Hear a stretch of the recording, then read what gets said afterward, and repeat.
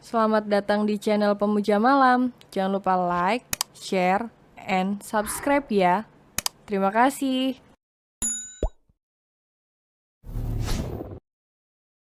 Chapter 21. Kayak orang yang kejam banget. Pak, seru seorang wanita paruh baya yang melihat putranya ditampar dengan keras oleh sang suami. Bahkan saking kuatnya, sudut bibirnya sampai mengeluarkan darah. Apa, Mama mau bela dia? Tunjuk sang suami pada putranya. Bukan begitu, Pak. Tapi Heru baru saja datang, biarkan dia duduk terlebih dahulu dan menjelaskan semuanya, jawab sang istri. Ya, pasangan paruh baya tersebut adalah Tuan dan Nyonya Argojoyo, yang tak lain adalah orang tua dari Heru. Mau menjelaskan apa, Ma? Bukannya semuanya sudah jelas, kata sang suami. Putra kesayangan kamu ini telah menyinggung orang yang salah, sambungnya dengan kesal dan langsung menjatuhkan bokongnya ke sofa. Deru nafasnya begitu memburu dan tak beraturan, pertanda bahwa dirinya sedang menahan marah. Kenapa kamu bisa menyinggung Tuan Muda Marsio dan pemilik perusahaan WB Group? Tanya sang mama. Aku tak bermaksud menyinggung mereka, Ma, dan aku tak tahu kalau itu mereka, jawab Heru. Kemudian Heru pun menceritakan bagaimana awal mula kejadian hingga berimbas pada perusahaan keluarga mereka. Minta maaf pada Tuan Muda Marsio dan istrinya, yang notabene pemilik perusahaan WB Group, perintah sang papa.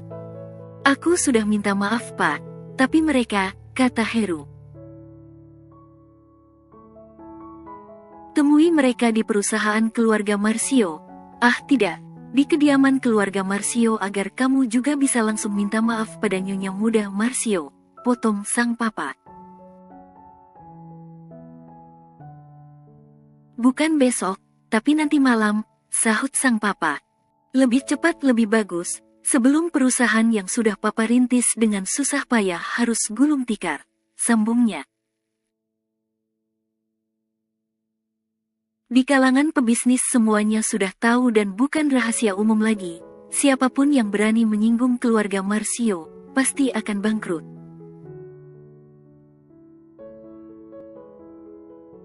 Maaf Tuan, Nyonya, di depan ada tamu yang nyari Tuan Muda, juga Nyonya Muda, kata sang ART yang tadi membukakan pintu. Papa tak mau tahu, sambungnya. Baik Pak, besok, jawab Heru. Kamu ada janji sama orang Gav, Rel? Tanya Momi Ivy pada anak dan menantu kesayangannya. Gak ada Mom, jawab Gavi. Begitu pula Aurel yang menggelengkan kepalanya. Siapa Bik? Tanya Gavi kemudian pada sang ART. Saya juga kurang tahu Tuan Muda. Beliau hanya mengatakan jika ada perlu dengan Tuan dan Nyonya Muda, jawab sang ART lagi.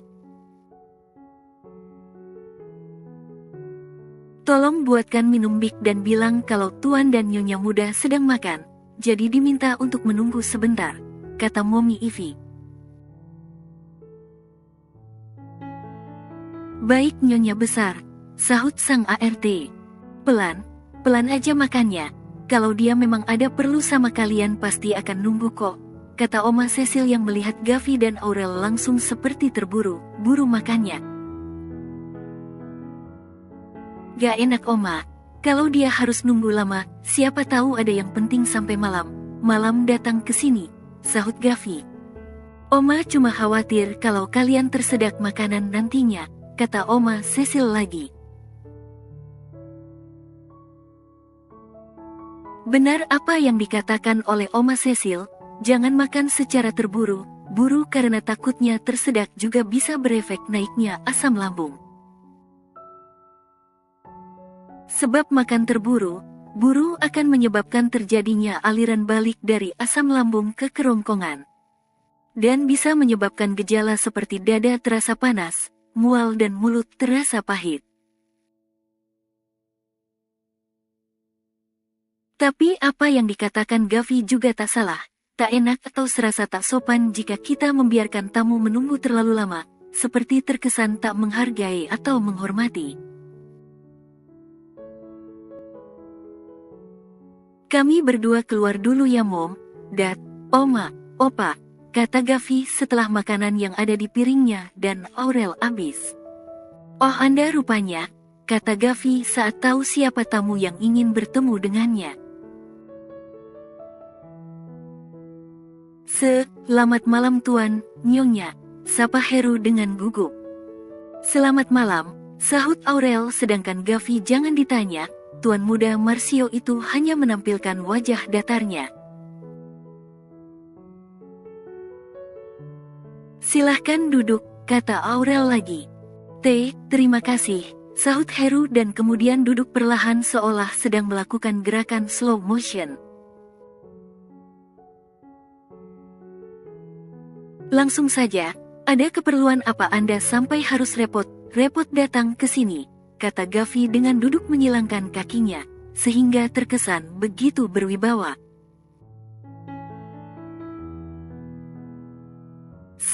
Saya ingin minta maaf atas kejadian tadi siang Tuan Muda, jawab Heru tentang apa tujuannya datang ke sana. Jadi saya kesini ingin meminta kemurahan hati Tuan Muda agar tak membatalkan kerja sama perusahaan WB Group milik Nyonya Muda dengan perusahaan keluarga saya. Serta saya mohon agar Tuan Muda tidak memblacklist perusahaan orang tua saya, pinta Heru.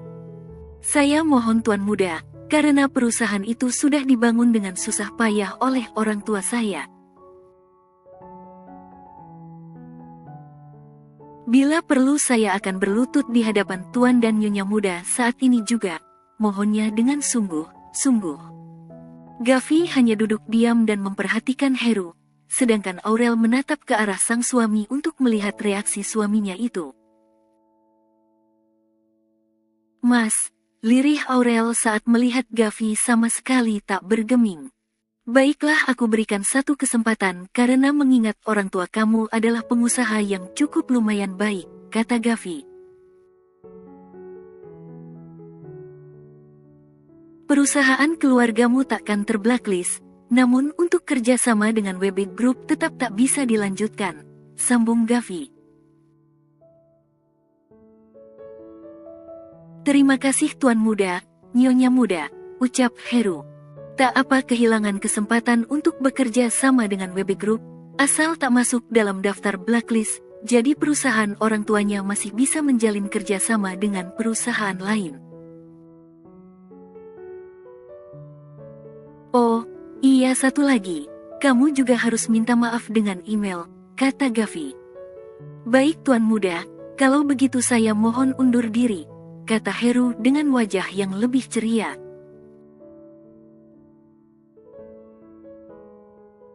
Mom, Dad, Gavi sama Aurel pamit pulang ya, kata Gavi yang menghampiri kedua orang tuanya yang sedang nonton televisi bersama Oma dan Opanya.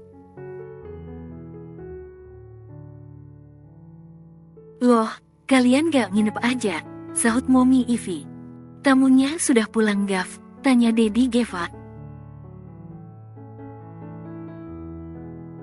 Tamunya sudah pulang Dad, dan maaf Mom, kami berdua gak bisa menginap, kata Gavi. Ya sudah gak apa, yang penting akhir pekan kalian menginap di sini, sahut Mommy Ivy. Kalau begitu kami berdua pamit, biar gak kemalaman di jalan, kata Gavi. Akhirnya pasangan muda itu pun kembali ke apartemen, tempat di mana mereka hanya tinggal berdua.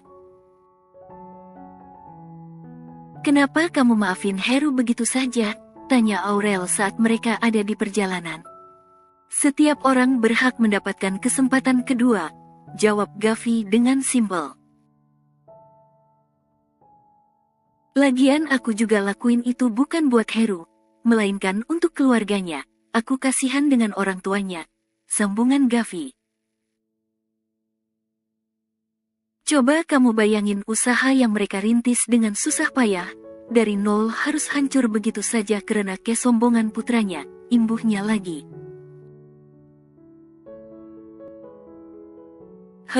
Masuk akal sih, respon Aurel. Kok terkesannya aku kayak orang yang kejam banget ya di mata kamu, kata Gavi.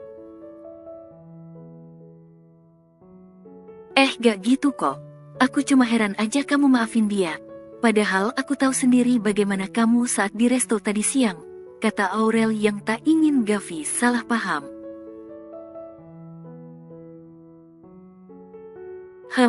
Mau mampir beli sesuatu gak? Tawar Gavi. Pengen beli martabak boleh? Tanya Aurel. Tentu saja, sahut Gavi sambil acak rambut Aurel. Ah Gavi, berantakan nih, kebiasaan deh, sumut Aurel sambil merapikan rambutnya yang sudah sedikit acakan karena ulah Gavi. Habisnya aku gemas sama kamu, mau beli martabak aja pakai tanya boleh apa tidak, kayak mau beli apa aja, kata Gavi. Mau beli di mana? Tanya Gavi. Itu yang ada di persimpangan jalan sebelum apartemen aja, jawab Aurel yang diangguki oleh Gavi. Memang Aurel ini adalah tipe orang pecinta yang namanya martabak, apalagi martabak Bangka yang manis dengan topping keju yang berjibun. Tambah hari, tambah baik, tambah perhatian dan tentunya juga tambah sayang. Lagi masak apa? Tanya Gavi yang memeluk tubuh Aurel dari belakang saat wanita itu sedang asik memasak. Ya ampun Gav, kamu ini bikin aku kaget aja, kata Aurel. Untung gak aku pukul pakai ini, kata Aurel akhir sambil mengangkat alat tumis yang ada di tangannya. Maaf, lirih Gavi yang kini malah meletakkan dagunya di atas bahu Aurel. Gav, lepas dulu ini aku masih memasak loh, kata Aurelia yang merasa meremang akibat lehernya terkena hembusan nafas dari Gavi. Ya udah masak aja, aku gak ganggu kok, jawab Gavi dengan entengnya. Hah, bapak satu ini gak tahu saja, kalau karena perbuatannya itu membuat si empunya menjadi gugup, dan satu lagi jantungnya pun berdegup kencang, seakan sedang berdisko ria di dalam sana. Namun namanya juga Gavi, si keras kepala yang susah sekali terbantahkan, jadi Aurel hanya bisa pasrah dan berusaha sebiasa mungkin. Gav, tolong ambilin mangkuk dong, pinta Aurel begitu merasa masakannya telah matang. Gavi yang diminta tolong pun dengan berat hati harus melepaskan pelukannya dan berjalan ke arah di mana benda itu berada. Nyih, kata Gavi. Terima kasih, ucap Aurel dengan senyum manisnya, yang bisa melelehkan hati si tuan muda Marcio. Selesai sudah semuanya, kini saatnya kedua sejoli itu menikmati makan malam mereka. Menu sederhana, sayur sop ayam lengkap dengan sambal juga tempe dan tahu goreng buatan Aurelia. Rel, aku mau ke ruang kerja sebentar. Ada kerjaan yang harus aku selesain, kata Gavi begitu selesai makan. Mau aku bikinin teh atau kopi barangkali, tawar Aurel. Teh aja, jawab Gavi yang langsung beranjak dari duduknya. Aurel pun juga segera berdiri dan mulai membereskan meja makan dan mencuci semua peralatan yang kotor. Baru setelah selesai Aurel membuatkan teh chamomile untuk Gavi.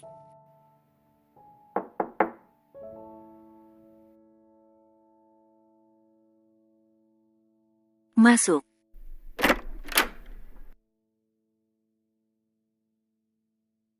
Aurel masuk ke ruang kerja Gavi dengan membawa satu gelas teh chamomile di tangannya dan juga satu toples camilan. Tehnya, kata Aurel sambil meletakkan secangkir teh dan toples di atas meja. Gavi langsung memegang tangan Aurel dan menarikannya sehingga tubuh wanita itu terduduk tepat di pangkuannya. Kenapa bawain aku camilan? Tanya Gavi dengan tangan yang sudah melingkar dengan sempurna di pinggang ramping Aurel. Untuk kamu makan, biar bisa nemenin kamu kerja, jawab Aurel dengan gugup, karena posisi mereka yang begitu sangat intim. Kalau kamu aja yang nemenin gimana, atau kamu aja yang aku makan, kata Gavi sambil menyelip rambut Aurelia ke belakang telinga menggunakan sebelah tangannya. Sedang atau tangannya yang lain masih setia bertengger di pinggang Aurel. Perkataan Aurel yang sedikit terbata harus terhenti begitu saja kala Gavi langsung menempelkan bibir mereka. Melihat respon Aurel yang tak menolak perbuatannya, membuat Gavi lebih semangat lagi untuk memperdalam ciumannya, lembut namun juga menuntut. Bahkan saat ini tangan pria itu sudah menuntun tangan Aurel dan dilingkarkan di lehernya. Bersambung.